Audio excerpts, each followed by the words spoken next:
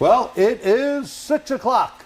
Welcome to the TST Motor Age or Motor Age TST webinar sponsored by Autel, diagnosing vehicle problems utilizing the Ultra Autel scan tool. And by the way, the vehicle we have, boy, does it have problems. Real. It's been ultra neglected. Ultra abused. To say the least. Wait till you see the codes. It's one of our customers' cars. We're not sure if she's going to fix it or not, but we're using it here because it's a real world type of problem. So sponsored by Autel. There's Autel's information if you want to get to their website. I'm G. Truglia, and along with me is... I'm Pierre Respaut. Yeah. So welcome again. We'll be about 60 to 90 minutes, but we got a lot of hot air, maybe a little bit longer, okay, because sometimes we tend to babble on. Got a lot of info. Your handout, where can it be downloaded? Go to tstseminars.org, and on the handout, you'll be able to see it there, or Doreen, I don't know if you can paste it in. Most people can't. It is on the desktop. It's right in the middle of the desktop. So you'll see it on the left-hand corner.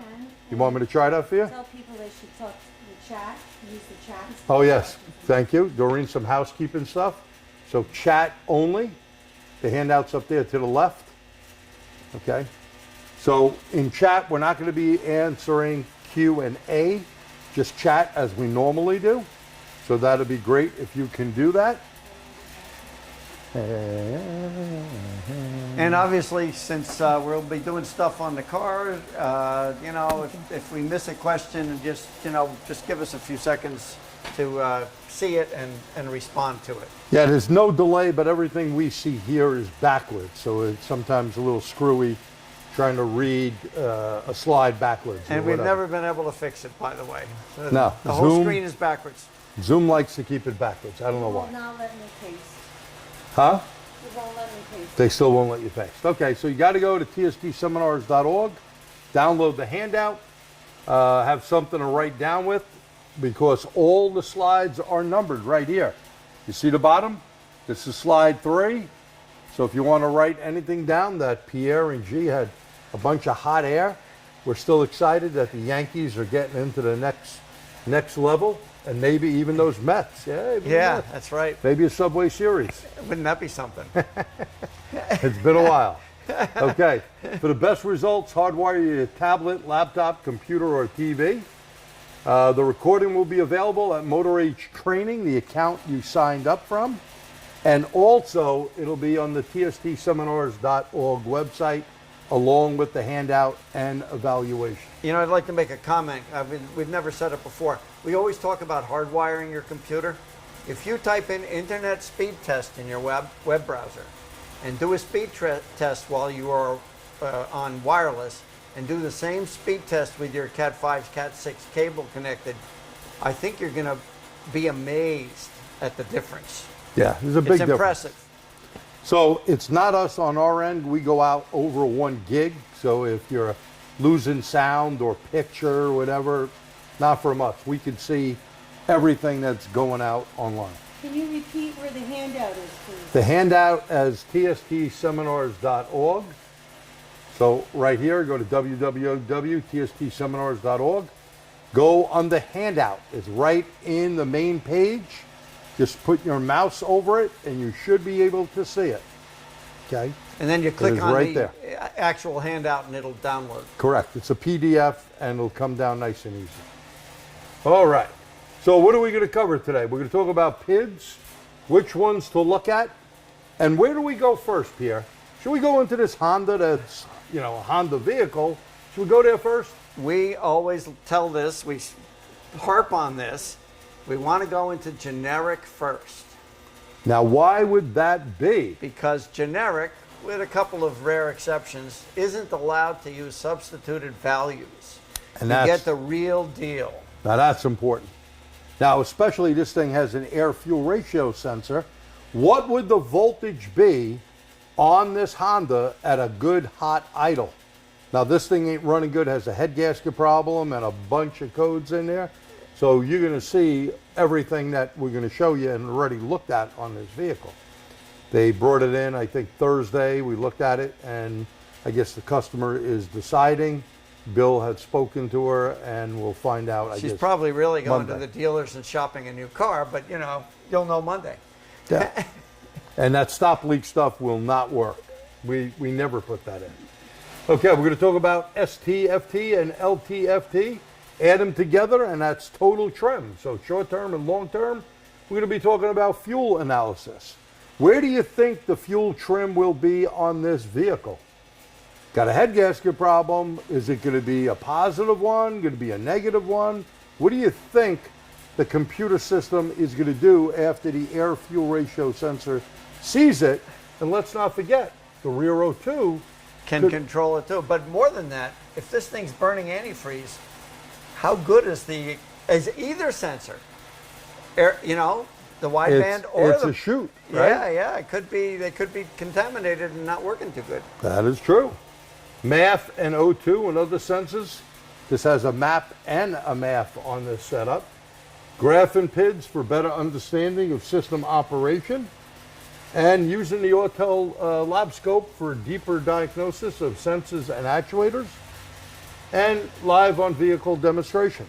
So, we want to ask you, what is going to be one of the first tests besides, you know, the most important tools what God gave you, your brain, your eyes, your ears, your nose, your hands? How many times you've seen something? This thing, you could smell the antifreeze, right?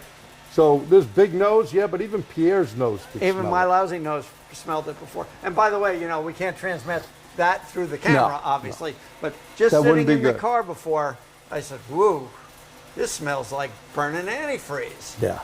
So you'd be surprised how many things you can see when you do that little look-see. After that, obviously, look at TSBs, technical service bulletins, and check things out. There's something new you learn every single day. Every day. It's not one day that goes by that you do not pick something up. I was telling Pierre before we started the webinar, I had my Corvette in. It's a C7, a manual transmission, a Tremor, and drove it in. I had backed it out from where I lived and all that. Everything was fine, right? Well, guess what? I get back in it, and my air filter was dirty. I look at it, so I'm cleaning my air filter. And make a long story short, I get back in the car, no reverse. No reverse, because all of a sudden, no light on the car, all of a sudden it went into a lockout mode. It wouldn't let you have reverse. Now the transmission in forward gears, you don't even need to step on the clutch. You can go right through the gears without pressing it down. The synchros are amazing. Reverse doesn't have a synchro, but that being said, I started doing some research in All Data, Pro Demand, Identifix, Motologic. Nothing, and nothing. Okay? Only system description and operation. So I start reading it, and then I go on a couple of forums. I let my fingers do the walking, and sure as hey, someone on a Corvette forum says, hey, it happened to him, his fuse blew, and his solenoid shorted out. The solenoid is in the back of the transmission on the top. The only way to get it out, you got to remove the tranny. Yep, you got to remove the tranny. So I checked the fuse is good, which means the solenoid probably is okay and the wiring okay. You know, could be rodent problem, right? Oh, yeah. Like this car got a little bit of rodent issues going on, but my vet does not. I use peppermint oil all the time under the hood, under the vehicle, all over. Make a long story short, I go in with a scan tool. Remember, no codes. A pending barrow code. The pending barrow code all of a sudden puts it into a limp mode where you can't go in reverse. Why? Who the hey knows? Yeah, what's the logic of that? No logic. Now, when you read system description and operation, they put lockout in so you will not get it from 6-speed and carefully go in reverse. And it's pretty hard to do, but I guess people maybe that stink at shifting, I don't know, that's not me, could have that problem. And by the way, it's not only on Corvettes, it is on Camaros, it is on, you know, Hellcats, anything that uses a Tremor transmission is going to have that setup. Okay, so just a good tidbit of information there. You learn something new every day. And a crazy problem. Crazy problem. Okay. All right, so we have here the Autel Ultra scan tool. We're going to be using this tool and the VCI. And there's a lot of things you can do with this tool, from programming to remote diagnosis. There is a bunch of different things that could be helpful. It's really a nice sized tablet. Let's look at some of the stuff that we found in EOBD. So we went in, we did check the DTCs, we got misfires, we got communication codes. And by the way, when you see number 10, what do you think that is? It says pending and permanent. What do you think number 10 is? That would be permanent DTCs, okay? So that means even if you disconnected the battery, what year is this thing, Pierre? 2018. So starting in 2010, okay, not all cars, but most of them in 10, went with mode 0A10, permanent DTCs. And you that don't know means that? Write that down. you can't clear it with a scan tool. You Nope. must repair the problem, and the PCM, the car, has to run the tests, and I don't think they're really always the same tests. Run They're the not. test to its satisfaction to make sure that that's really working properly. And it's not once or twice. It's Oh, the it's- engineer who writes that software. Unlike, you know, a pending code 3 times and it goes up, and a DTC could erase itself, 40 warm-ups, 3 good drive cycles. Not like that. It has to be a set of criteria that met originally when the DTC was set. So even if you go erase it, that ain't gonna help. And by the way, if you hear some little noise in the background, it's the battery maintainer. It's loud here for us. Doreen's like, it's probably not bad back there. Right. Hopefully not. It's got a fan that's been, you know, Banged around. hammering itself I got to around give it for a little while. kick. All right, so we got some network codes here as well. These are all things we found. We went into IM readiness. IM readiness is very, very important. Jerry's kicking the charger. There yeah, you go. but it'll only last for a A little while. bit, so we'll give it another kick in a It'll little start bit. to rattle. So we got misfire monitor, fuel system monitor. You want to look, you see comprehensive component, they're always ready, okay? Going down the list, you want to look at this readiness data and go down further, because you see this? Catalyst is okay. It has evap is okay. Doesn't have a heated cat, no way. The fuel system monitor, comprehensive components, secondary air not available. O2 okay, O2 heater okay, and EGR okay. And Hondas have issues with EGR passages clogging up. Not always the valve. So, Yeah, I'm sorry. so the question is, why would you want to look at this? And I'm going to kind of answer my own question for, you know, the sake of some brevity. The point is, what if this car was someplace and 3 of those hadn't run yet? Now you know 2 things. Somebody cleared it, and you're probably not seeing everything. Correct. And what he means by that, if Pierre turns his back to me and I flip him the bird, I'll right? never know. He'll never know. I'll probably know because he'll tell me. But it's like if a monitor is not ready, it can't see it, right? So you always want to make sure monitors are ready. Now we know, with all the monitors ready here, if there's a problem with any of them, and by the way, even though it says O2, it does look at the air-fuel ratio sensor. An oxygen sensor heater, by the way, is only 700 degrees Fahrenheit, where an air-fuel is 1,000 plus degrees Fahrenheit. Yeah, they're two toasty. different things. Okay. Yep. And by the way, newer vehicles out no longer all use an oxygen sensor in the rear. Toyotas, some Audi, Volkswagens, some newer vehicles are starting to use 2 air fuel sensors, one upstream, one downstream, or if they have 2 downstreams and 2 upstreams, then you'll have. And even all though of it's them. kind of not under what we're doing here, you know, they've been trimming from the rear O2 sensor for a long time. Very long They time. started doing it way before they told us they were doing it. Right. We So- noticed these things. Yes. But now, just think about it. Air fuel ratio sensor after the cat, they're absolutely trimming. They're also looking for things like exhaust leaks or other problems in the system. And that, you bring up a good point with exhaust leaks. You know, we have a pressure regulator that we use, or you could use a a heavy duty smoke machine like something for diesel testing, but we use 5 pounds of PSI, and the Tech Tire bubble soap is better than Dawn and all that liquid detergent stuff. We put air pressure through the exhaust system at 5 PSI and then spray bubbles or listen for a little hissing. I also have an old tool that basically can see if there's a leak, or if you have ultrasound, you can see where that leak, hear where that leak is coming from, spray the bubble, and that way you could see it, and you can definitely take it from there. And by the way, I know we've said this before as well. Don't think that just because a leak is behind the rear oxygen sensor that it doesn't have an effect, because it can. It can be substantially behind that rear sensor. Correct. And still screw up the way the car runs. Including giving you a P0 420 or 430. Right. So the exhaust system needs to be intact. You can't have a bunch of leaks all over. We've had other classes that we've done or webinars showing you that. We don't have an example here today. We're just telling you. But let's look at some of the data. This is live data, and it basically is in generic or EOBD2. We have a value of the temperature sensor, intake air temperature 78 degrees, bank 1. Bank 2, it has some stuff here.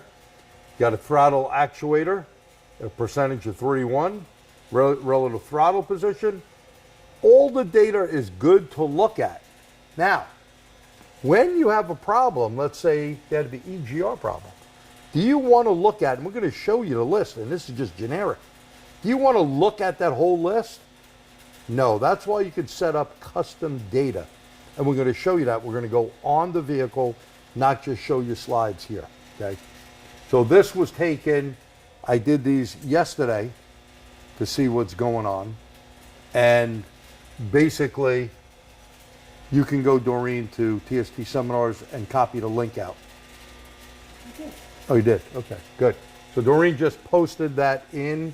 If you want the handout, she's on the ball. So you can see there's a lot of information here. Some things like a wastegate, it's not on the car, doesn't have a turbo. But look at all the stuff here. It tells you number of DTCs, calculated load. A good thing always to look at calculated load. And by the way, look at fuel trim. Look at that. This is what I notice if you have a clogged exhaust or some sort of engine issue. You're not going to be adding fuel, you're going to be subtracting fuel. Now, why would that be, Pierre? How does a map sensor work? So on a speed density system, map sensor is looking at the intake vacuum to calculate what your load is or what your air intake is. If you have something that makes your map sensor signal indicate not enough vacuum, right? Too much pressure, it thinks you're into the gas pedal and it tries to give you that much fuel. Well, you're not into the gas pedal and it's too much fuel. In this case, like 14, 15% too much. Now and it has to take it away. Right. Now they're using both on this particular motor, but Honda overall is a speed density system, so they rely heavy on speed density. They have 5 volts that go into the sensor. Once plugged in, they use a drop resistor and drop that voltage down to about 3.5 volts or so. You'll see a little bit live later when we actually look at it. You may be hanging, you should be around 1 volt, but if you have an engine problem, that voltage will be higher, and the command for the computer would be give it fuel, and now the air fuel ratio sensor is going to look at it and it's going to go, what the hey? Yeah. We are too rich, we need to subtract fuel. That makes sense? And by the way, I don't know if we have any questions yet, but you can write them in there. So absolute throttle, location of sensors, all this stuff here you can look at in generic. There's a bunch of good information there, like fuel rail PSI. This is GDI, that's 516 pounds. Remember, never crack a line open with GDI. That's high fuel pressure. You can poison yourself. Oh yeah, it can go right into through your skin, into your bloodstream, and not be good. Remember also, many vehicle manufacturers, if they use a GDI system, they may tell you replace the fuel line once you open it. Now BMW doesn't do that, but GM does. Some of the car VW Audi companies does. VW Audi. And That's what right. they're concerned about is little hairline fractures around the nut that holds it onto the rail or onto the pump, the high pressure pump. And they're worried about, imagine this is idle, but imagine 2,500 PSI spraying out into your engine compartment on top of your alternator. Smoke show. That's a very bad day. Yeah, that is a bad day. And dangerous, obviously, if it goes on you or into your body, right? Right. So look at that also when you look at fuel level. That is important for evap system to see where you were. And this had DTC since cleared 40,721. But this vehicle now, I think, had 120 something or 30 something 7,000 miles on it, right. So a lot of miles ago, they had some problem. We don't know what. We'd have to look up in service. I told history. Jerry earlier, this car has, I'm going to tell you, this car has absolutely not been loved. It's No love for it. no love for this car, no, in its whole life. Now here's something I want to stop out here for a second. Baro pressure. Barometric pressure, just like that little story I told you on my Corvette. If baro is off, fuel delivery is usually off and timing is off. So you need to make sure your baro is good. Now all those poor people, our hearts go out in prayers for the people in Florida and North Carolina, anyone that was affected by the storms. Our buddy Pete Meyer, Had some used to be- damage. he had some damage down there. Thank God everyone's okay. But, there is some issues down there. Baro is going to change based on weather conditions. I was watching the weather when that hurricane was about to hit, south of Tampa. Originally it was supposed Yeah. to hit Tampa. It was 900 and low 900s millibars, like Yeah. almost 10% low.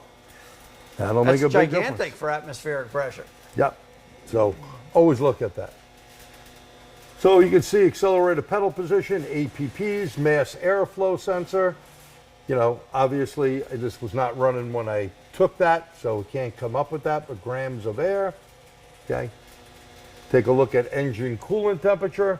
The engine coolant temperature and the air intake temperature, if you don't read RTFI, read the freaking information, basically seat of the pants 5 to 10 degrees of each other when it's cold. If you have BTS, battery temperature sensor, that would also be the same 5 to 10 degrees. And some manufacturers make it part of their strategy. I know years Yeah. ago when I was at Volkswagen, I think it was 4 degrees C. It's kind of what he's saying. Yeah. And beyond that, all kinds of trouble. You had to Yeah. fix that. And Toyota, specifically, I know because I did a lot of Toyota stuff, they look for 13-degree difference. Any more than that, you got a problem. So it's always better to look at information because, hey, we don't know everything. Now you can also graph, which is nice. Look, I have calculated load. I got short-term and long-term fuel trim, and you can see I'm running the motor. And the blue is the calculated load. Look at the load. The load is going up and down, right? Is that load or is that fuel trim? The blue. That was calculated load. Blue It's is cal- blue is green, load. yeah. So green and red is pretty straight. Lucky I'm not colorblind, but I do have a one-eye problem currently, so a little hard for me to say. Yeah. Here in mode 6 data, look at this. Now they tell you they got an air fuel sensor, right? And they're telling you what the reading may be in thousands of ohms. They're giving you an ohm check. They're giving you a voltage check here. And what is that good reading of a good O2 or air fuel, air fuel on the wide range sensor? I'm going to blow that up so you get a better look at it. Well, if you look, you can see where the parameters are. And let's just pull that down so you can see what box. Maximum is the 2.75, 2.409, and the reading is 0.425. So if you're lower, what does that mean? Oh, Does- I guess you can type it in and I keep my mouth shut, which Yeah, is I'm going to kick it while I... extremely hard for me to do, of course. And then if you start to populate it, I'll tell you what the answer is. This is true of all wideband sensors, air-fuel ratio sensors. Right. It's not your father's Oldsmobile, is it? Lean? Okay, so that's a good guess, but it's opposite. Anything that is lower is rich. So that is oxygen sensor thinking, and that's what we were always taught for years. Lower was lean, higher was rich. But in a wideband, it's the opposite. The opposite. It's like lambda. Same thing with lambda. Well, the same with, in fact, very much so. It was easier for me to learn this because I was a European car guy, and we were dealing with lambda years ago. But and lower is rich, and high or above is lean. Yeah, please write that down. Repeat it one more time, Pierre. So, with a wideband air-fuel ratio sensor, lower is rich, as with lambda, and higher numbers are lean. With lambda, it's 1.0. Anything lower than that, 0.9 is 10% rich. 1.1 is 10% lean. So once you get used to that stuff, it's easy to do. But obviously, if you've been taught air-fuel ratio sensors and oxygen sensors, well, that's why you're here tonight. Yeah, just make upside down. Do a flip-flop. Yep. And you'll get it right. Very good. And by the way, don't be embarrassed if you type a wrong answer and whatever. If someone thinks you're an a-hole, they're a bigger a-hole, right? Don't worry about it. And besides, that's why you're here. And you're watching two a-holes, so we're more than that. That's more right. Than okay. Incorrigible in my case. All good. All right, so we're moving along. Just some other stuff here in mode 10. Mode 6, rather, excuse me. Secondary air. If it had it, it doesn't. So always be careful when you see stuff. Now, storage capacity, oxygen capability monitoring, measuring the stability of the secondary heated O2 sensor. So you got a value of 0, 0, a max of 3, a minimum of 0. You always got to be careful when you're real close to one of the high or low numbers. These are also calculated numbers for things like that. Right. So it's, those numbers may not mean anything to you. It's a calculation in the software. Yeah, it's not, well, this is telling you. It's a voltage. It's a voltage. But the point is, other things are calculations. They come up with a number. Right. And we have something up there, question? No, they couldn't see what you were doing. Oh, well, Doreen says she couldn't see what I was doing. So here we're talking about the unit is measured in volts. The value is 0. Thank you, Doreen. The maximum is 3, and the minimum is 0. So you're right at the minimum.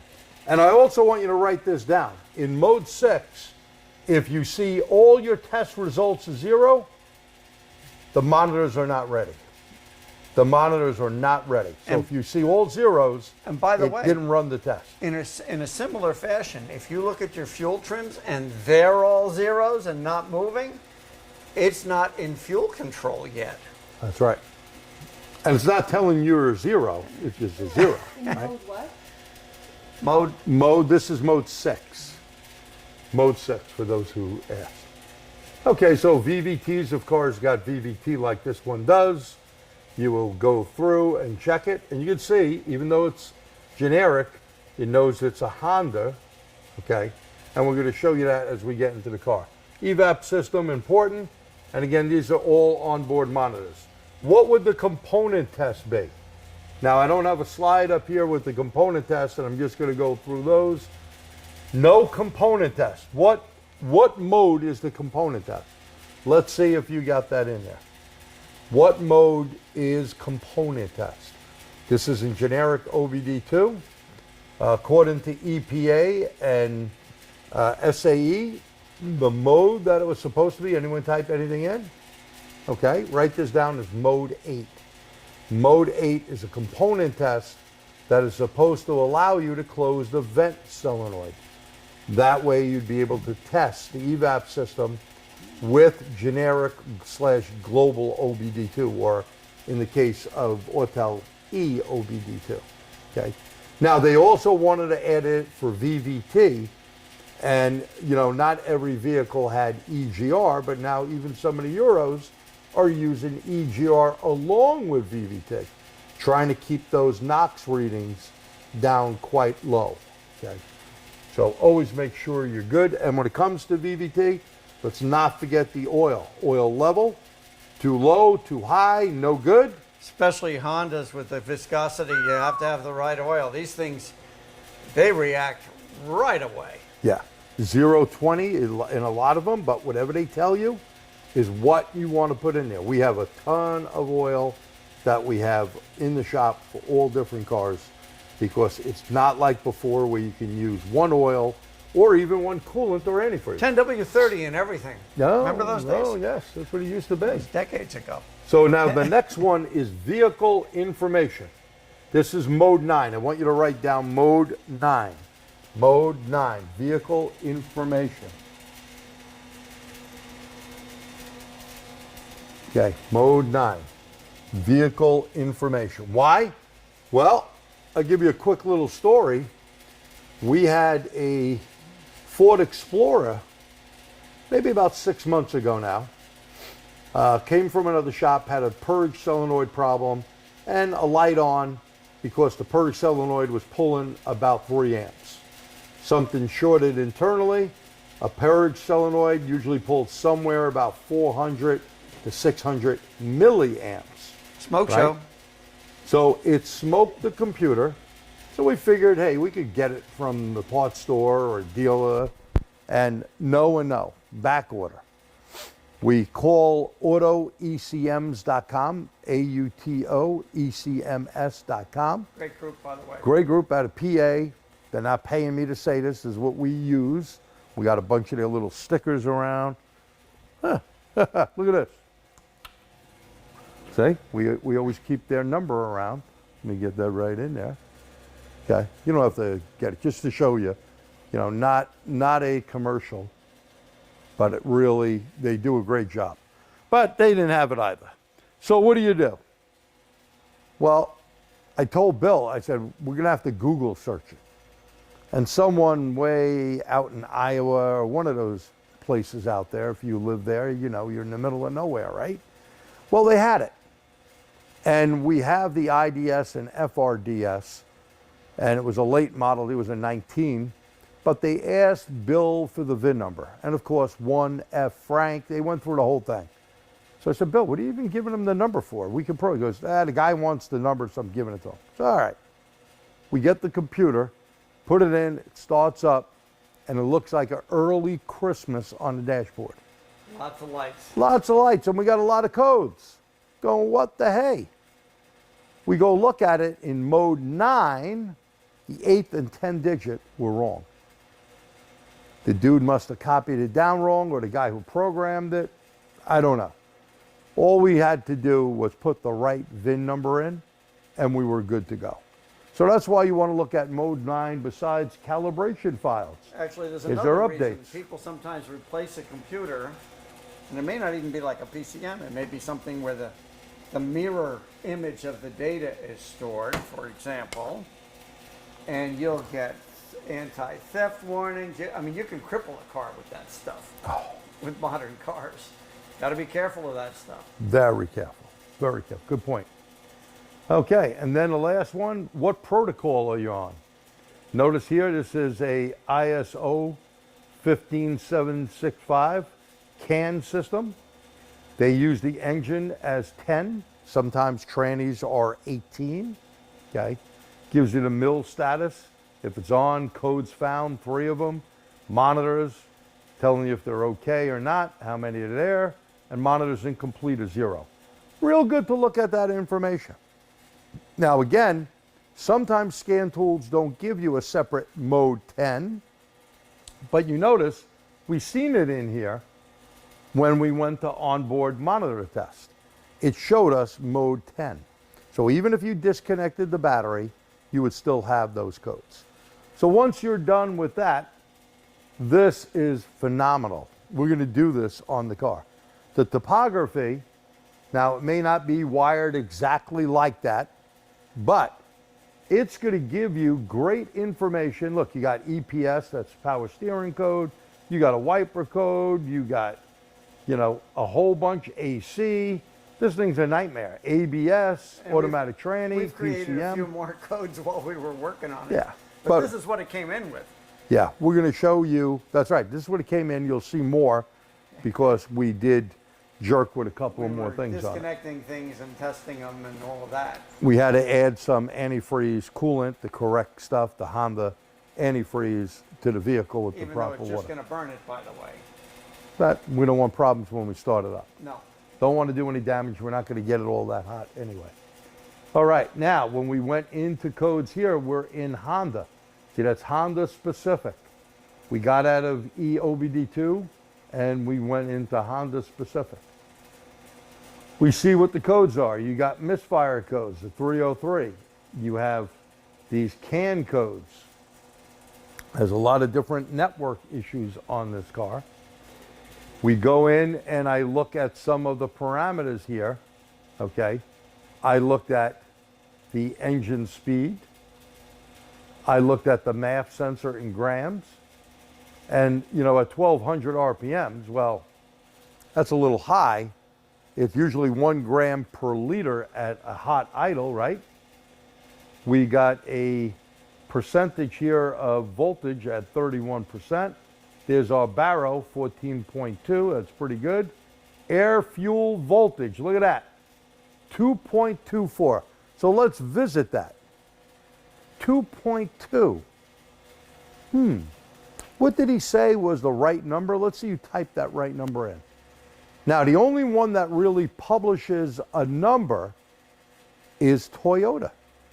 Toyota is 3.3 volts on a good hot idle vehicle. Honda doesn't publish it, but they're 2.2 volts, okay? So 2.2, and we're at 2.24. Well, we're pretty close right there. That's right. A To hair being on the okay. lean side. Here, Just right. a hair. Just there, nothing crazy. But remember, this is live when I did it. It's one step of time. So when you look at it, when you have a code, where should you go? Where should you go? We didn't show you that. I didn't give you that screen. Where should you go when you have a code? Let's say you know, hey, I'm going into generic OBD2, EOBD. Where should I go after the codes? Someone type that in, please. No one? Come on, you guys know. Gonna make Pierre and I work harder? I'll have to be the big mouth again. We'll give you another second. Oh, I see something. Freeze. Huh? Freeze.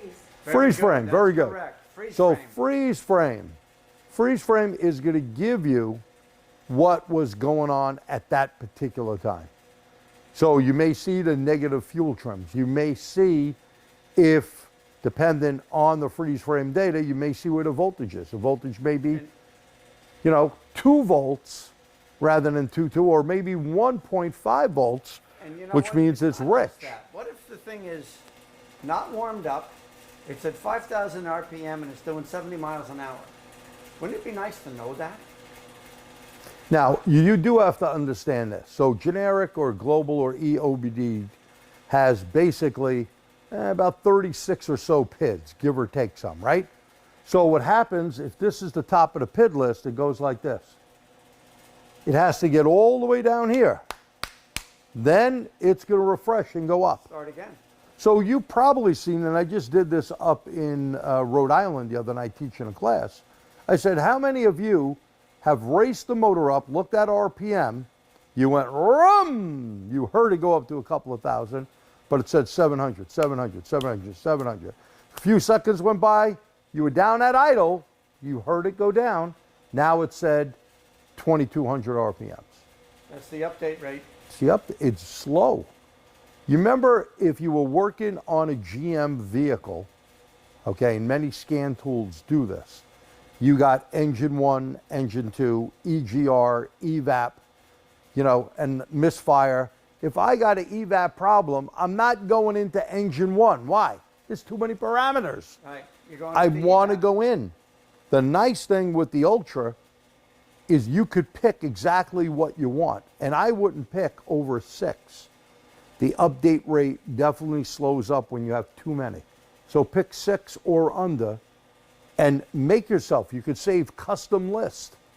You want to say G's air fuel list, for argument's sake, if you wanted to check air fuel and O2, you wanted to do a P0420 test. I would do the front O2, this only has one and one rear oxygen sensor. I would do the math, I'd do RPM and accelerated pedal position. That's it. So when I go like this, they should all line up, okay? And I can see if there's a problem, okay? And if you want to see basically at sea level, now depending where you're at, if you're in Breckenridge, Colorado, 90-something hundred feet above sea level, well, that's going to be a different story. You need to calculate for different altitude, right?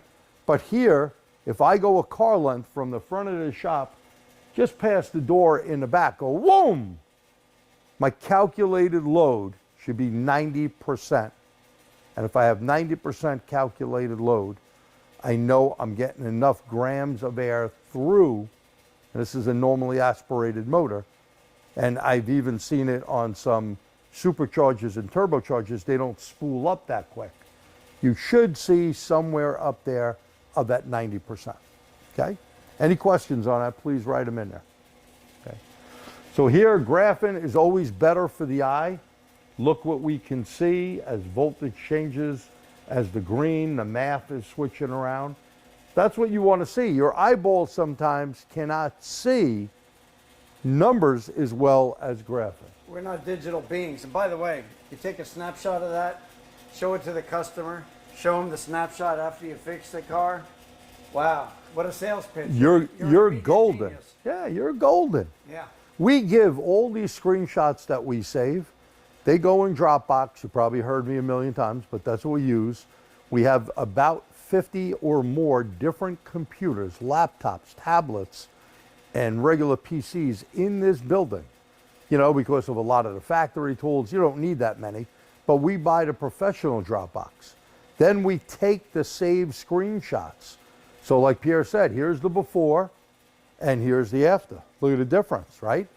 And we could text it to them with Autel Leap, that's what we use for shop management. And we could print it, we could email it to them. What's better? You're an instant genius. Yep, and you know what? Most of our clientele is female, thank God, because females pay attention. And When they're you- trying to tell you they know stuff they don't. Oh yeah, you know, I'm Bob. Yeah, And yeah. I used to fix cars many years ago. Yeah, we know that, right? Yeah, Model A's. And he's gonna tell, Bob's gonna tell you how to fix the car. Right. You know, we had a character like that in here recently, and he's trying to tell us, I said, you know what? Fire that guy. I happen to be on the road. Fire that guy, don't charge him anything, get him out the door. You know, what am I gonna go in and tell the doctor, hey, you know, when you change my aorta and you put in that Kevlar titanium tube in me, don't do X, Y, and Z? They're not gonna listen to me, and I'd probably be dead if I did that, right? So you leave it to professionals, is what I tell the customers. You leave it to us. We're the professionals, but you need to show them. Right. And this is a great tool to show them. You got a lot of power in this tool, and we're gonna get on the tool in seconds here. So you can see here, a lot of stuff started changing. Look at the math here. Okay, what's going on? Look at the RPM. It could have caught it on a download, right? Because not much difference. Look at math there. Go back one.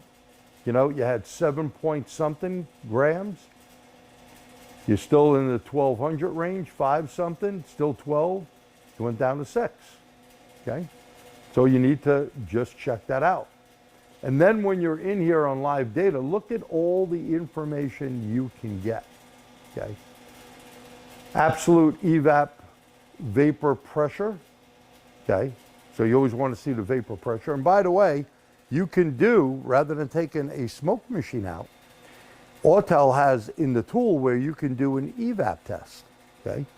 So there are many things that you don't look at, right? You look at the fuel trims, see where you're at. You look at the coolant. You look at everything. Now, when you want to go one step further, this thing has an engine problem, right? So what is the first thing we want to do? Check for engine integrity, mechanical. And what did we do here? The blue is relative compression, okay? We go up and it looks pretty decent.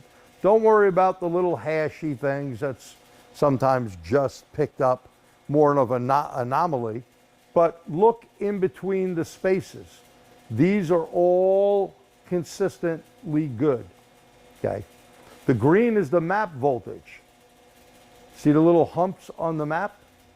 Okay? Each one's the same as the next. So And- even though this has a head gasket problem burning coolant, it hasn't actually lost compression. No, which is pretty good. It sounds pretty good other than smelling like burning antifreeze. When you stand behind it or drive behind it, not a good smell. It's bad. Not good, okay? The red is the ignition coil current, okay? We have an amp clamp on it. And you can see here, different. Look at the blue at a steady crank. Look at the green. Now this is crank in vacuum, okay? And Hondas don't usually put a lot of vacuum in, okay? But when you're right on the map sensor, using it like a pressure transducer rather than a vacuum gauge, 'cause Right. basically that's all the map sensor is. It is, You that's could right. build a map sensor. Do I have it here? Jerry was talking about this in his early electrical classes. Got to be almost 30 years ago, right, Jerry? Yeah, maybe more. Yeah, maybe more. I think right. I have one of those sitting in my toolbox still. So here it is. There Look at you go. this. That's it. So I have a GM map sensor made by GM. That's hard to tell in the light. Right. You probably come in more. Back in the day, we used to go to Radio Shack. Radio Shack. Nowadays, you'd go to Mouser or DigiKey or one of those Right. companies. And that this is a does- project box. Yep. You see the little LED, 9-volt battery with a 5-volt converter inside, couple of wires. You take your scope, and basically the black wire or ground wire of your scope is going to go here. Your red wire is going to go to the signal wire, which is, in this case, where is it? Our middle wire, okay? And so black on the ground here, and then you're going to get a reading. It's an inexpensive pressure transducer. I will warn you, like I said, this is GM. This is not some cheap piece of junk, all right? There's a lot of, You got to watch some of the garbage brands. yeah, there you go. You can see GM, beautiful. Okay, buy a good GM map sensor. That way you don't have a problem. Project boxes, you can still get them online. The vacuum hose, the shorter the better. The last time I used it, I had to put a longer piece of hose on because where the nipple was, okay? And go to a major vacuum source. What is a good vacuum source on cars? What do we got, guys? What's a good vacuum source? I know the answer. I'm just. We're waiting. We got to give you something. I got to take a sip. What's a good vacuum source? 15 and 21. No, not the vacuum number. That's the number. A source. The Where are we getting Time it? and throttle body, brake booster, power brake. Okay, brake. Boost, brake booster. Yeah. Okay. Actually, let's address that. If you're looking for an average number behind the throttle is good, but if you have something that responds quickly, you can get turbulent flow and it can confuse you because it's roiling around the throttle plate. But it is the most common place on most engines, right? But not the best. But not the best. Intake manifold. Huh? Intake manifold? Well, it's all in the manifold. Well, everything's in the manifold. Now, power booster, many Euro cars only pull vacuum out of 2 cylinders. It has to be a centralized vacuum. And a lot of cars nowadays have a vacuum pump for the booster. Oh, you bet. But And that'll what throw do you all off. What do all the cars have that's a vacuum that's attached to vacuum? And always remember this. That's a good question. Type it in. What do they have? PCV is not all cars, many cars, positive crankcase ventilation, but Pressure regulator? when you're on a Euro car, they're not going to have a PCV valve. They use a breather system. Crankcase ventilation system that costs a lot of money. I A love lot it of though money. because we sell a lot. Oh, yeah. I can't wait any longer. It's the evap, the hose from the evap solenoid into the manifold. So the purge hose, Right. where that goes, now the reason being, and this is very important, same if you're doing an intake cleaning, okay, or you're using some GDI stuff to clean, you want to go into a central port. Again, not every car has PCV. If it did, that's okay. But every car has evap purge. anytime fuel is going to be sucked into the engine, they're going to want it evenly distributed through the whole motor. And they like to do that in the middle of the manifold someplace. Now, true, sometimes they do it behind the throttle and all that stuff I just told you about. The throttle comes into play. That may be the only thing. But if you can get to an evap port, if you want to call it that, on a manifold that is centrally located, that's the best spot. That'll be the best spot to do that. And again, all you need is a 9-volt battery, a 9 to 5-volt converter, a map sensor. You could even wire tie it. I have a couple that I wire tied and just put the 9-volt battery up top with the 5-volt regulator soldered. That way it drops the voltage down from 9 to 5. I'll make a suggestion, because I just ran into this with mine. Don't have screws that are an odd shape holding the box together. 'Cause when you go to change the battery, it's a problem. In fact, ideally, you'd buy a box with an opening like most tools you buy that have a 9-volt battery that you can pop off. I had to unscrew the whole thing with a funny sized Torx, and it's kind of stupid on my part. My box just has regular screws, Right. the old-fashioned Phillips screws. At any rate, so you can see here steady, Yep. the coils, what's going on there. And we'll show you, you can do multiple coils or one coil. This is multiple setup. And running, what you have here now is a little different. Now the gold or yellow is the current, and you see here, the red is the voltage. Now, mind you, this is a car that has just a signal wire triggering the coil, right? On was telling it to charge the coil, off is telling it to fire the plug. So you're not going to get a primary ignition diagnosis out of this. Right. You're just looking at timing. So how can you get a primary? You're not from here. But we could get a secondary type of reading if you make yourself a secondary wire that plugs into where the coil comes down. And of course, shut the car off. Make sure the power is off when you're doing this. Plug one part into the bottom of the coil. That would be just like the top of a spark plug, that type of end. Take the other end, that'd be like a spark plug boot, put it down. Make sure you ground your scope real well. Oh, yeah. Okay. And Make sure it's whatever's- super grounded. Make sure that your scope, if it's a brand that needs an attenuator, you have one. Yes, this comes with an attenuator, because secondary is going to be high. And if you have a good wire, it ain't going to be arcing, right? So you're going to be able to put that little clamp around the wire, and you could get an ignition batted. Obviously, the spark line should be a little like this. You should get 3 coil oscillations. It'll come out. You should get an electronic close, which is the start of dwell, and then the firing line. From the close, dwell is the amount of time that the coil is saturated. Then it fires, that's the firing line, and then your spark line starts all over. This is kind of an ignition class, and that's in crankshaft degrees, by the way. Dwell angle used to be critical when we had points, But still, dwell still moves. but now it's a set thing by the computer, is what I was Correct. getting at. It used to be that we could adjust it. You Now can't. the computer programming adjusts it. And when you race the motor up, dwell will change, Yeah. okay, based on the electronics. So now we're good. We're going to go to the vehicle and to the scan tool itself. So we'll give this a little bit of a break. We're going to put this baby on. And make sure this is still awake. Yep. We're good. All right. So let's go right to the scan tool. And we're going to hit EOBD. I'm going to do here a repair order number. 1HG.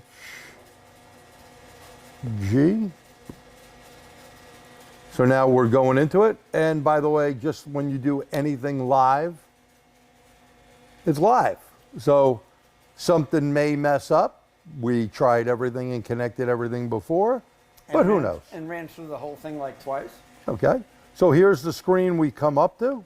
The first thing you would like to do is do a DTC check.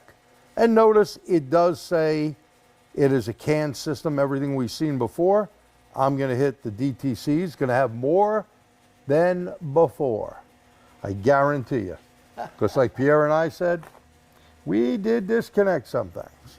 Now this So- is this is the OBD2 part, right? You're in. Yes, this is So OBD. this isn't where the real big damage we did is. That comes But look, later. here's Yeah. one that didn't have it in it before. Because I disconnected the map sensor. Right. And I want to show you something. While I couldn't get the plug off to put the back probe pin in without disconnecting it.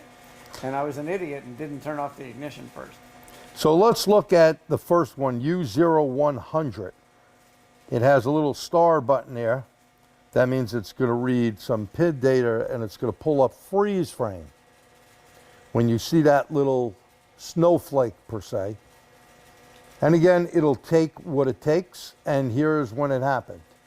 It was 0 RPM, the throttle was at 17, barometric pressure 14.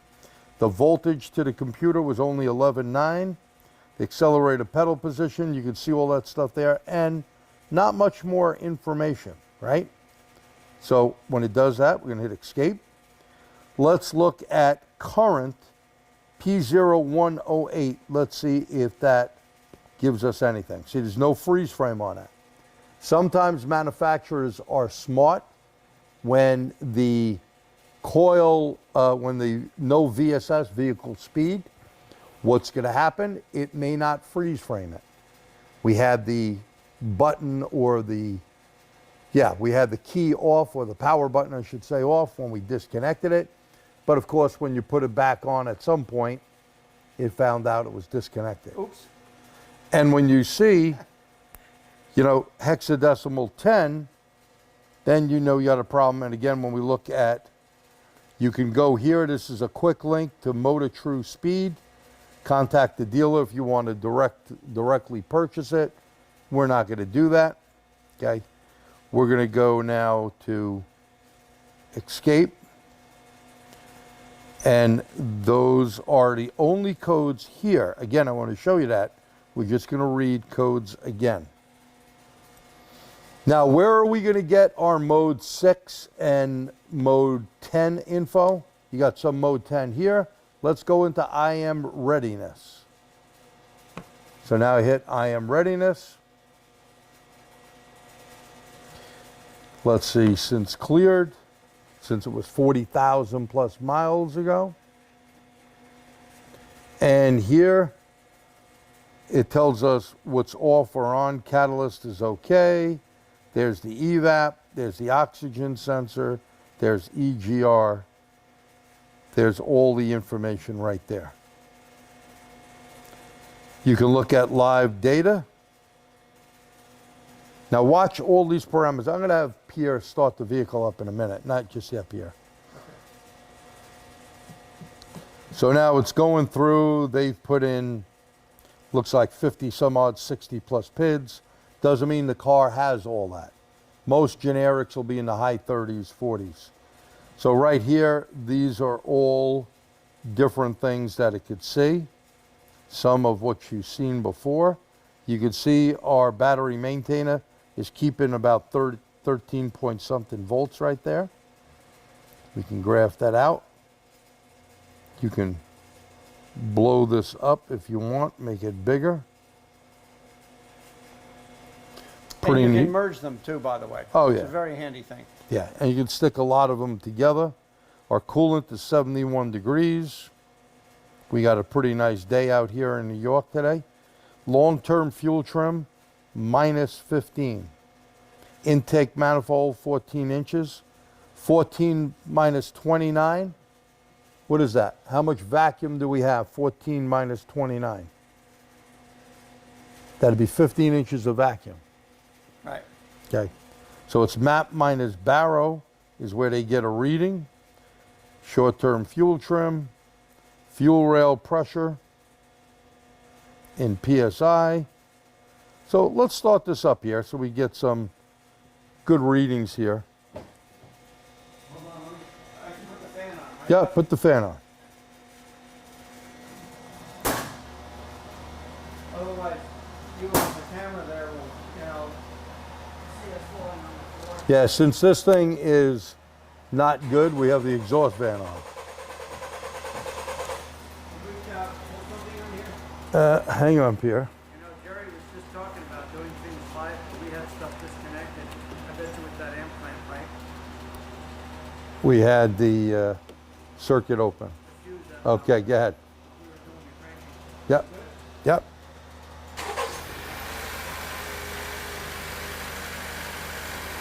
So there's all live data coming in now.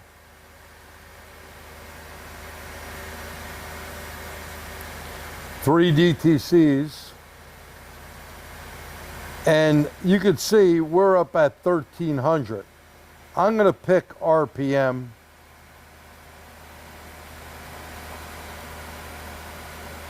Absolute throttle.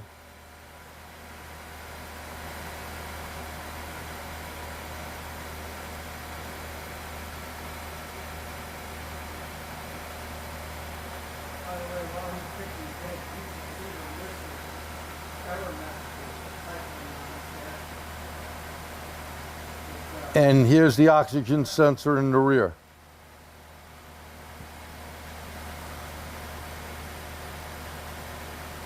Fuel rail pressure about 530, 540.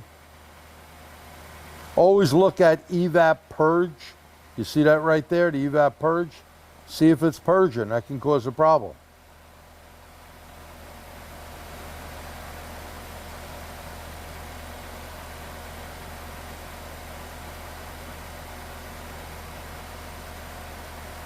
All right, so we graphed it. Give it a brum, Pierre. Now you have the red is the O2. Absolute throttle went up. And that is the rear O2. I want you to write this down. Now you see the rear O2 is staying pretty high. It's going to level out. This is for catalyst efficiency. When Pierre goes brum, brum, brum, go ahead, Pierre. Give it a couple. Give it a couple of brum brums. You see how that O2 went rich and then went all the way down lean? Now see it staying lean, lean, lean? If you don't see the rear O2 moving when you go brum, brum, brum, you got a problem. Now look at the O2 is starting to rise. Look at that. Now she comes back up. And Pierre, race it up to about 1500 steady. You can see the blue, the engine RPM picked up. Throttle moved a little bit. And notice how steady the rear is. If we had a P0420, that red line would be dithering, meaning going up and down. So it would be going like this. It's not doing that. So race it up here. Hold, see if we can get it up to about 28.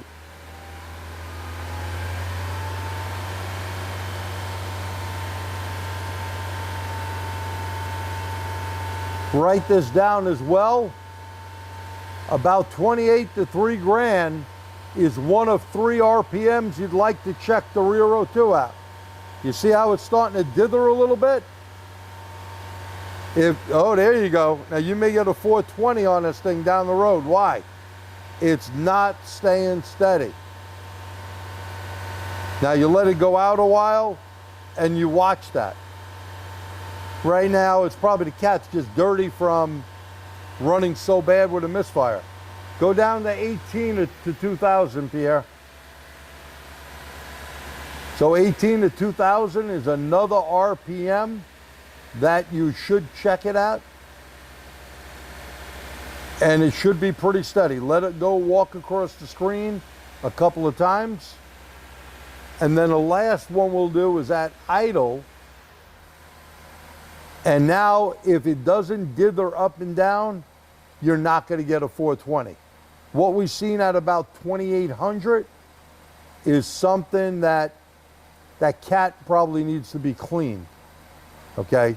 Because it may lead into a 420. Remember, a misfire, whether it be mechanical, ignition, fuel, EGR, any of those are going to cause an issue, right? So when it causes an issue, you're not going to be burning all the fuel. The fuel is going to go, raw hydrocarbons are going to go into the cat, the substrate, that has rhodium for NOx, platinum, palladium for HCCO. It's going to start heating the cat up. And once you get over 2100 degrees Fahrenheit, you're going to melt that cat. Not going to be good. So here, I'd say we're pretty good. I'm going to go back and I am going to select all the pins.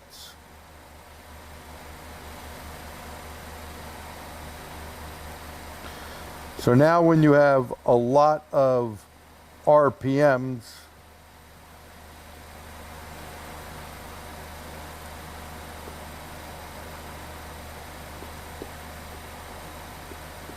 so I'm selecting a whole bunch of stuff here.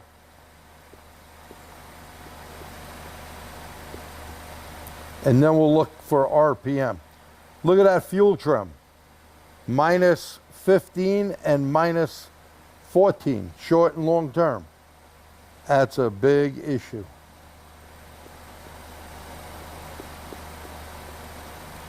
Okay, let me see if I can find RPM now up here.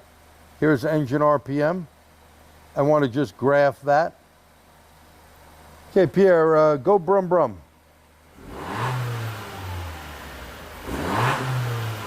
Hold it up at a couple of thousand. Now see, he's already up there, and the RPM does not move as quick as it would if we had canceled all of them and just picked RPM. Look at the numbers switching on RPM now. Bring it up a little bit, bring it down. I can't hear you, Pierre. Has nothing to do with your mic. I can't hear you. Oh, I was saying, this has nothing to do with the brand or year of the schedule. It has to do with the brand and year of the car. Correct. Newer cars are faster and have more capacity. Older cars are slower and have less capacity. They're all looking slow down when you add new bits. Very good. So let's go to onboard monitors now, because we'll get into enhanced stuff. So we're still in generic, and it's going to ask you in generic what to pick, because now this is going to be your mode 6 stuff. So there's all your tests, but it is not a live update. You have to drive down the road to get updates in mode 6. It only reads it once. Okay? So we won't go through the whole list there. You can take a quick peek at it. Notice the misfire counter on 3 is not going up at all. That's just the way it is. One shot from the last test of mode 6. To update it, you'd want to back out of it, go here maybe, and then go back into mode 6 as you were driving down the road. Better yet, someone else driving the vehicle so you don't have a problem. Okay, let's try the component test now. Watch. It's not going to have it. Some vehicles or scan tools just won't pick it up. It doesn't matter. You do have the ability to go in on the factory side. Vehicle info.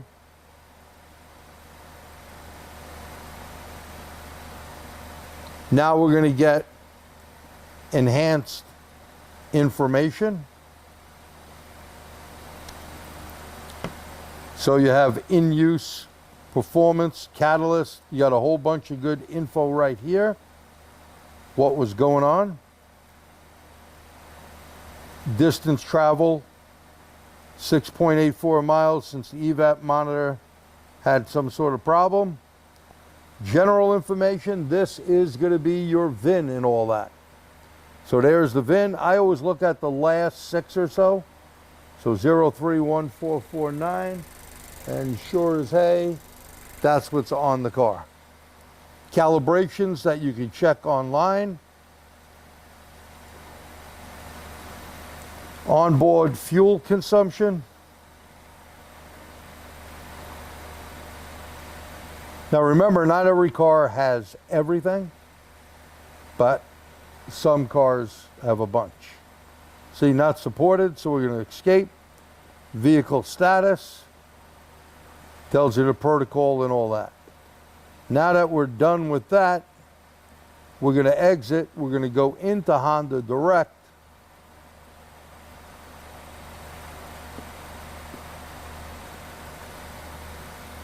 And here's the nice thing. We're going to hit read. Comes up with the number. We hit OK.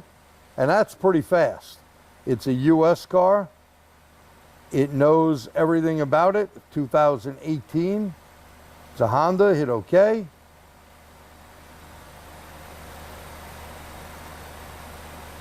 And this is really nice. This is where the Ultra shines. Look what we're going to do here. We're going to look through all these computers that it has.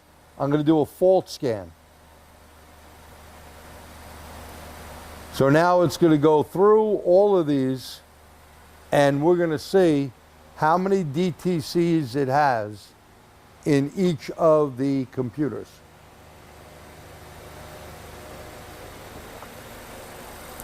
As a vehicle owner or as a shop owner or even a tech, you want to know everything that's happening on a vehicle. Now, before we only had the EOBD. I like to start there from what Pierre said earlier. You don't want to have any substituted values, right? So right now it's going through. I see quite a few problems here. 2 in EPS, another 2, 4 in the PCM, automatic tranny, EBB. You got stuff all over the place. It's a mess. Now, I don't know how many of you have this tool out there, but it is really a nice tool. So sometimes Ultra, he says, won't do his 2004 BMW. Topography sometimes depends if you select it correctly. And what do I mean by that? Notice I didn't pick a quick scan when I went in. I put in, I'm not putting any photos. I did put in an RO number. I notice if you don't select an RO number type of deal, you may not get topography, okay? So try that next time on your Ultra and you may see. Now, I'm gonna do a report. Here is everything that is on this car that you should give to your customer, and this is what we do. It has 143,000 miles, a CRV, gives you all that. You got 4 faults in the PCM, or they call it PGM-FI. Look at all these faults, okay? You got all the stuff, ADAS issues, and here are the faults. Map we did, 303 it had, CAN bus problems. It has a TCM bus problem, brake fluid leak or seal failure, brake booster issue, a lot of CAN systems. Sometimes you'd want to clear them out. Don't go crazy, clear them out, see if they come back. ABS, a lot of ECM failure. They may have had some issue where the car battery went down, not sure. It started up when we had it here. You got a functional abnormalities in the PCM. Gauges lost the engine automatic tranny. I mean, you got a can of worms here. Open in-car temperature sensor, blower problem. I mean, a whole bunch of junk. Wipers, lost communication. Driver heater seat abnormally low.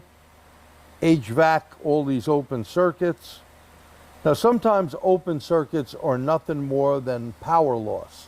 Always check the charging system out. Blind spot. I don't know if the car was in an accident or whatever. Now, you can report this to the cloud. I'm just going to put in G here. And I'm going to put this up. I'm going to view that report. I'm going to email the report.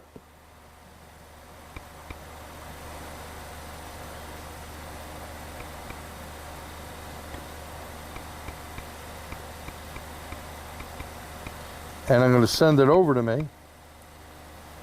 course, it'd be better if I send it to the right place. Gee, can you save the graph? Yes, I'll show you.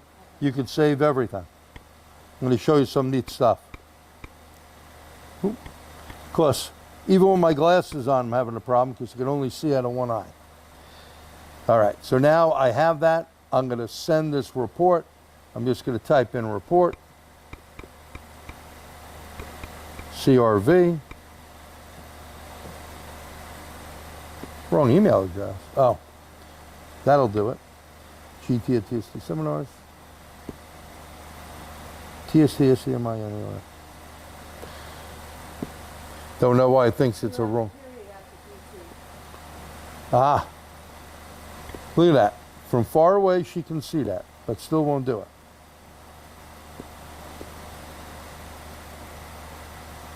Pierre, you got your phone on you?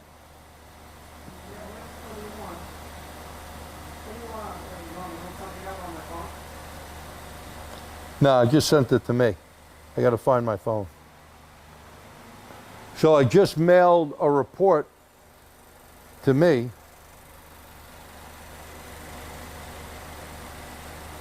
Okay, came in. It's on my phone. I'll move closer.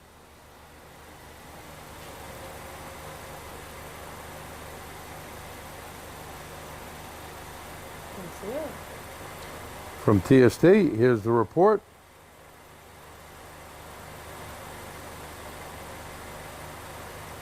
And there is the whole report. So we do this all the time using this. You can see Autel right there. We send this to us, you know, to our email or shop email. Then we put it into the customer's info, and it works out really well. So really nice report here. When we switch back, you have all that nice stuff to show the customer.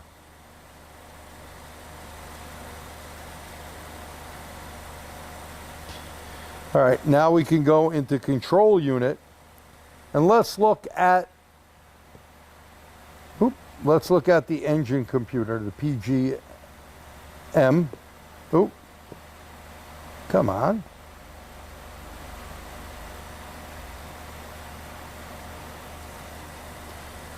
We're going to look at trouble codes first. Any questions while we're waiting? All right, so we see we have the same codes as before. We can erase them. We can look at it. Let's look at live data. Okay.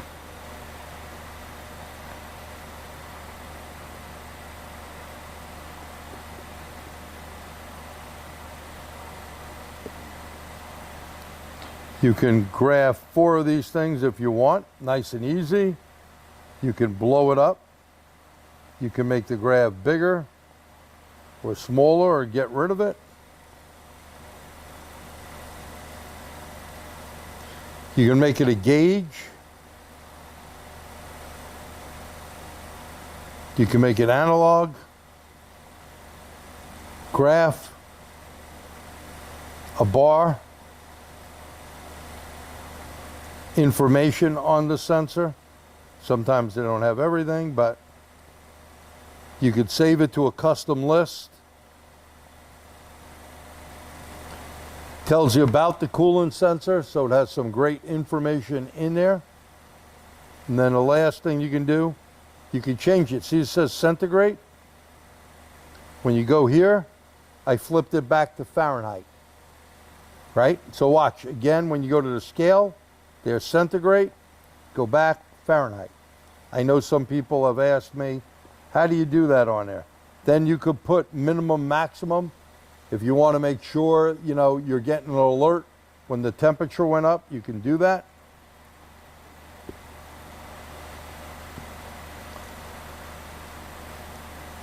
So look at the rear O2 voltage is what I want to find. There's the map voltage, a little low.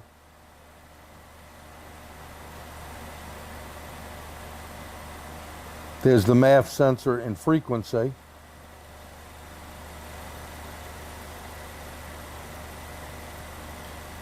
Pierre, put the high beams on. Now you see that rate change?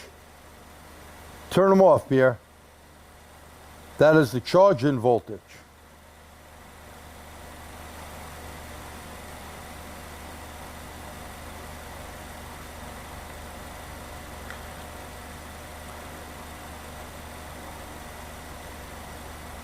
And look at all the data, air, fuel in milliamps.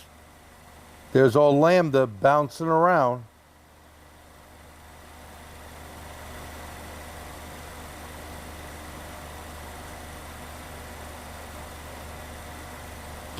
Here's a good one to look at as well. O2 heater amperage at 890 milliamps because the car is now getting warm.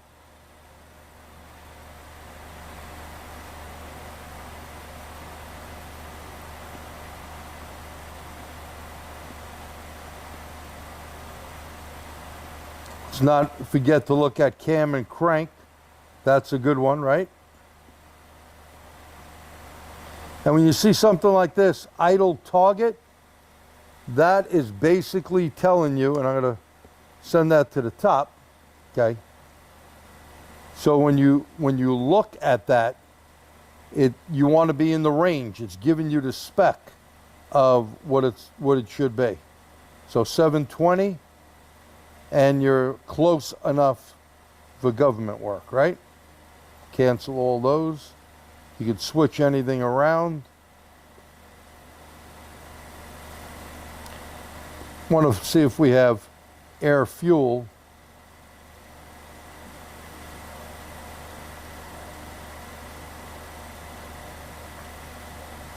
Okay, just going down the list here. Air fuel supplied voltage. So there's our 2.2 volts going in there. Let's look at some active tests that you can do.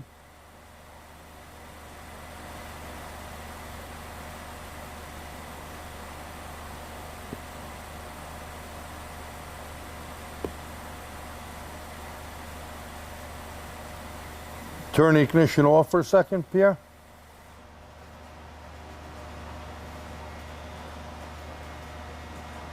So now it's telling us we just got to wait. Turn ignition switch on. Key on engine off? Yep. Okay. Warm up routine. Turn off all electrical devices. Center the steering wheel. Do not move the steering wheel during test. Start the engine. It gives you a warning about hybrids must be put in maintenance mode. That says warm up. Keep the engine between 25 and 35.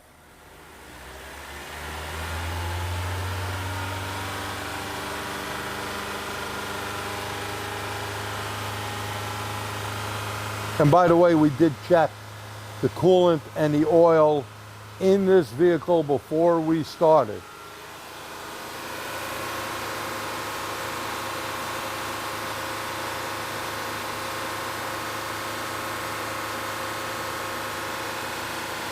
On auto auth, that's where you need to register your tool. Go to www.autoauth, AUTO, You'll need that. That way you can get into not only Stellantis, which is Chrysler, Jeep, all that junk, Dodge, Ram. You'll also need that to get into Nissan and Infiniti, starting in about 2000, late 2021.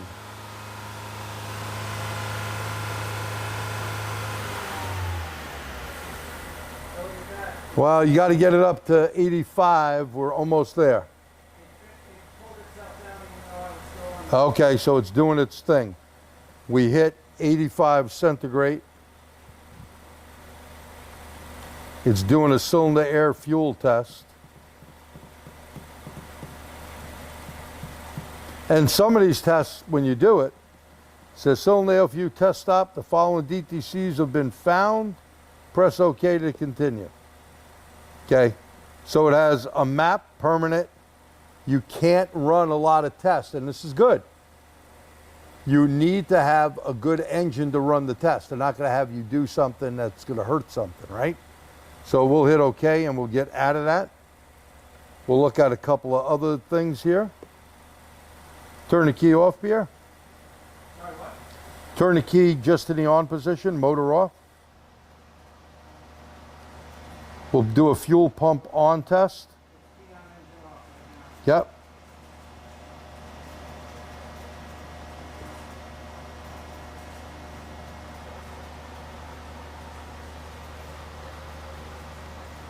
Tells us the fuel pump is operating. A little hard to hear with that fan on. I'll shut the fan. Yeah, that's why I couldn't hear what you were saying.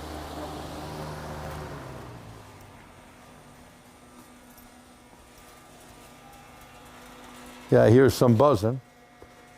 We'll escape. So bidirectional test.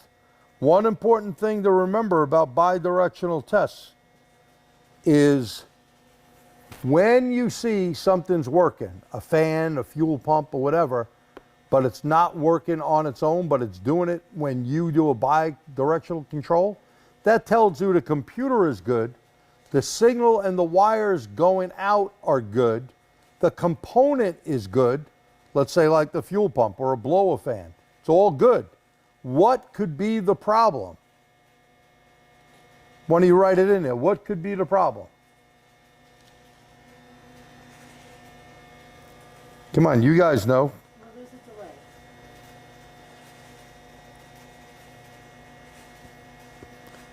delay. Anyone with the problem?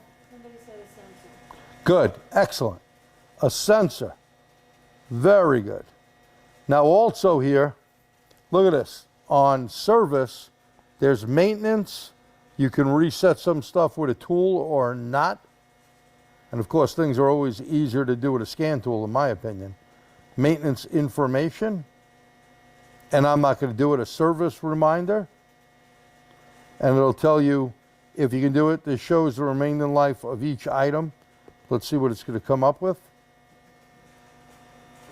And there's the different items there. Now you would have to go through and see what's what. You can hit information. Let's see on this here. What's that about?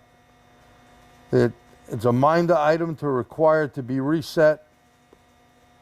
So you can do a reset on that.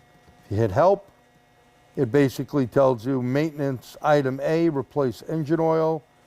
0, replace oil and filter. So some good stuff right there. You also have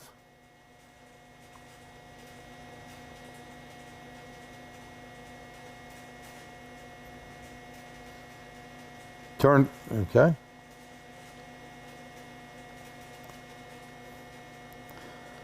So you got powertrain. You got some adjustments, not a diesel, but let's look at adjustment.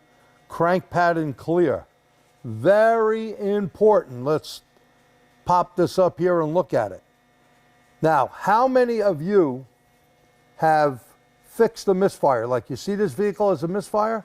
If she does it and we do the head gasket or whatever, cracked head, whatever it has, and of course we're going to put new plugs in, we need to clear the codes out. But here's what else you need to do. You need to clear the crank pattern. Why would you need to clear the crank pattern? The fire and order 1342, have you ever had a DTC that tells you cylinder number 2 misfire? And you go, oh, no problem. I'm going to take the coil and the plug out of 3 that doesn't have the misfire. I'm going to switch them. I'm going to play the swap game. You do the swap game and you still have a problem with number 2. Now you start thinking it's an injector or a mechanical problem. And of course, with the mechanical problem, you should have tested first a good battery, relative compression that we're going to look at in a few minutes. And you should have noticed that you did not reset the crank. You got to relearn it. If you don't relearn it, it will not pick the correct cylinder. Does that make sense? So picking the correct cylinder is important. How do you do that? You do it with this relearn. So you see it says crank pattern clear and learn. We're going to get out of that, obviously. Okay.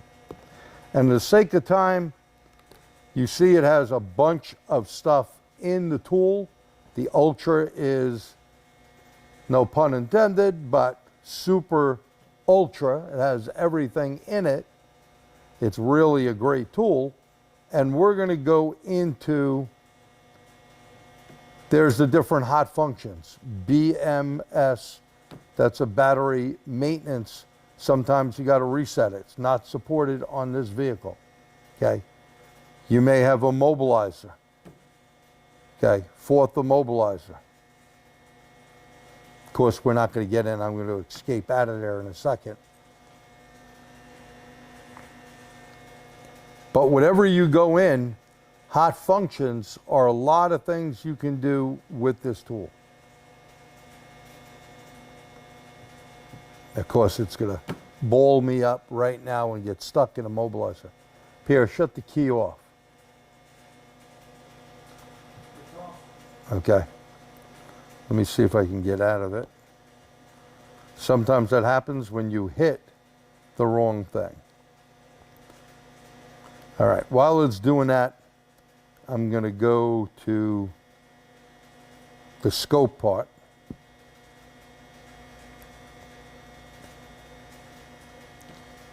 And we're going to play the crank game.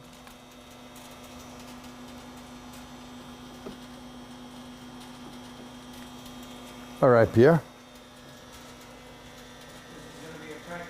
Yeah. Okay, so good. You can see what we did right away. Didn't take a lot of time to do it. And how could I save this screen? If I want to save it, I'm going to put my finger on the camera button and hold it down, and you're going to see the screen blink. Did you see the screen blink? And there's a baby screen right on the bottom, lower left-hand side. Okay? That is indicating that it's saved. So I can find that later and email it to myself. Okay? And that's something you could see. Now, relatively speaking, no pun intended, relative compression, we first go up, you can see where the starter solenoid right here kicks on. And then if I go over more, there's my total amperage. When it first goes over, it's like you pushing a car, you're going to use a lot of energy. And then here's my average. And if it's 1, 3, 4, 2, we don't know what cylinders are what unless we went to number 1 ignition, and then we could count off 1, 3, 4, 2, right? The thing in the background up top, if I'm not mistaken, is our voltage for our coil. That is the red. So that is showing us the coil as voltage going into it. It's a 3-wire coil, as we explained earlier, does not put out a ignition waveform, okay? It'll put a square wave pattern out. So now that we have that, I'm going to plug this back in, and that was easy to do. I'm going to turn our low current clamp on and going to zero it where we're at, not around the wire.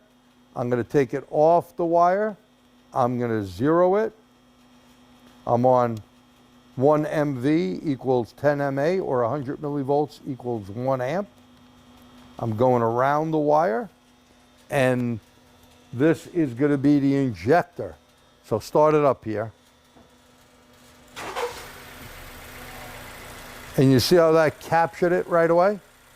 So our yellow is the injector. I'm going to take this and make it, I'm upside down. You see the yellow is upside down. I'm going to flip the coil, the clamp the opposite way. Remember, this is GDI. So now you see my yellow going up. Let me stop it. And when we look at that, you could see the red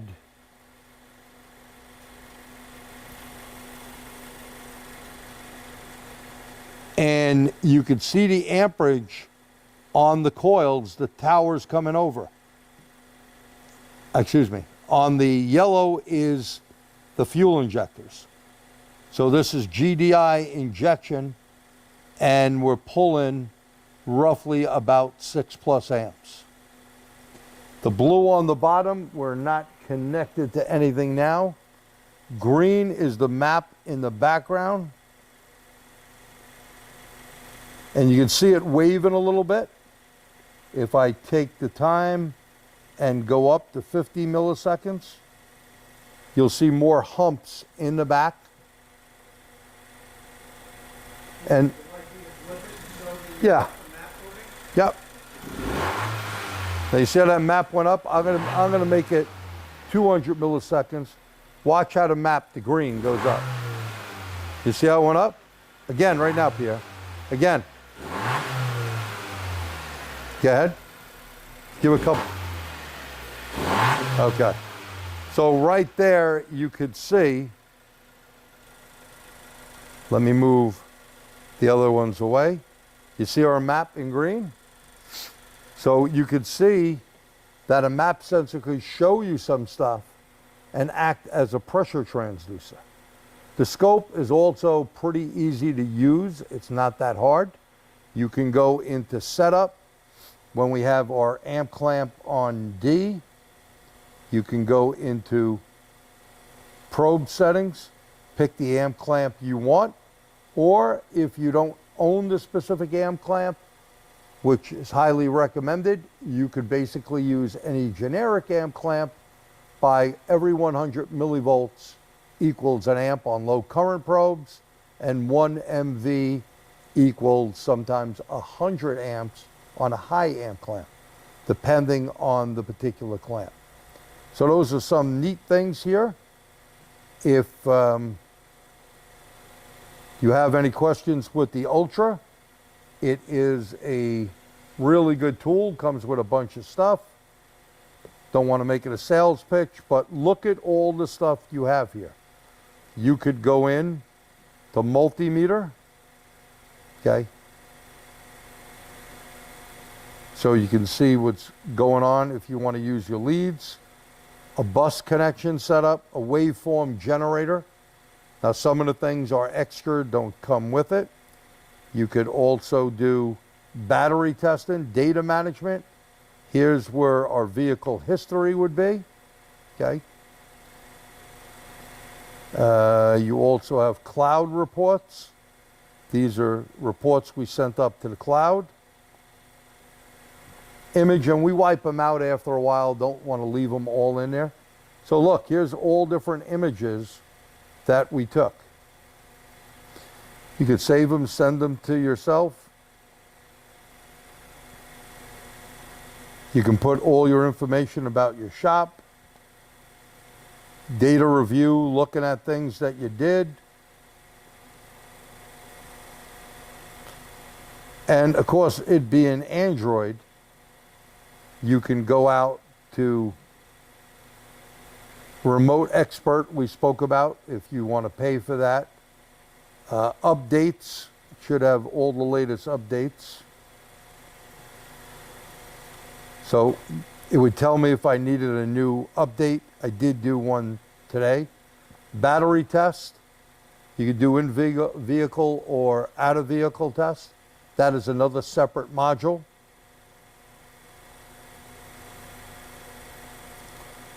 You got support, settings, the VCI management. You can see if you're disconnected or not with the VCM.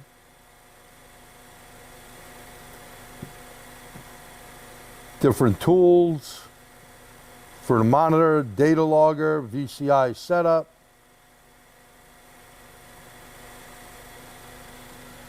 And demo. If you own this, I'd like you to go in the demo and play with it. You need to play with your tool. No, Pierre. This tool. You want to play with this and make sure you understand where things are on the tool, that you can go in and diagnose it when you're out in the shop. It's exactly. Buttonology will do it. It is really good. You could go out. Quick links. Oh, look at that on the bottom. And we did not put this in, they did. See TST seminars on the bottom? You got NASTF, you got Autel, you got Identifix, Mitchell, got a lot of good stuff there. So there's where to go out and check all that stuff out.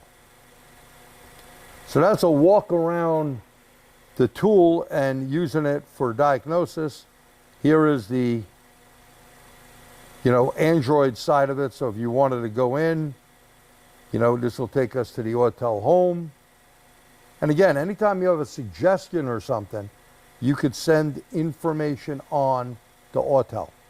You find a problem, there's a way to send it and save the info. You can go here to Google, go to Facebook, type your info in there, go wherever you want, all good. And that is the Android system. Or just go back here, you could take pictures with this, front and rear camera. Pretty nice setup, right? And if we go back here, Pierre, you could kill it before it kills us. I better shut that clamp off. Or before it kills itself. Right. Yeah, we didn't make it too hot. I only smell a little sweetness in here. Actually, amazingly, even with the problem, the temperature gauge reached operating temperature and it kind of stayed there. Yeah, which is a good thing. Yeah. Now, we like to thank our sponsor, Autel, because without them, we couldn't do this. This whole webinar, if you want to review it, will be up on the Motor Age and TST website. So when you signed up at Motor Age, you go there to Motor Age and you can view this probably in a couple of days. Always give it a couple of days because we got to, send it out and all that stuff. And we'd like to thank you again. Let's see what questions you guys have here. I need those glasses. Where did I put them here? Oh, here they are. Okay. All right. One thing that happened is Autel lost embedded to all data. That's why they're using motor true speed now. Cam and crank relearn, very important to do. You can relieve GDI high pressure with this tool. Yes, you shut it off and run it out. Very important. Good question there. I want to talk about that. So when you're dealing with GDI, never, ever, ever open a lineup, okay? Never open the lineup. Just make sure that you shut down the high side and you'll have nothing there, okay? If you don't do that, you will run into a problem and have an issue. So from New York, I am G. Truglia, and he is. And I'm Pierre Respaut. And on behalf of TST and Motor Age and our sponsor, Autel, would like to thank you. We hope to see you in a webinar in the future. Thanks again. Have a great night. May the Yankees win. And even if the Mets get there, may they beat them. Obviously, not only Jerry, but I am also a Yankees fan, so what can we say? Hey, we haven't been there in a while, so we need it. And we may not get there, but hey, positive thinking. Yeah. So thank you again. Any questions, you could always email me at gt@tstseminars.org. And whether it's a question for me or Pierre, we'll make sure we'll get back to you. Thank you again. Have a great night. Stay well. God bless. Thank you.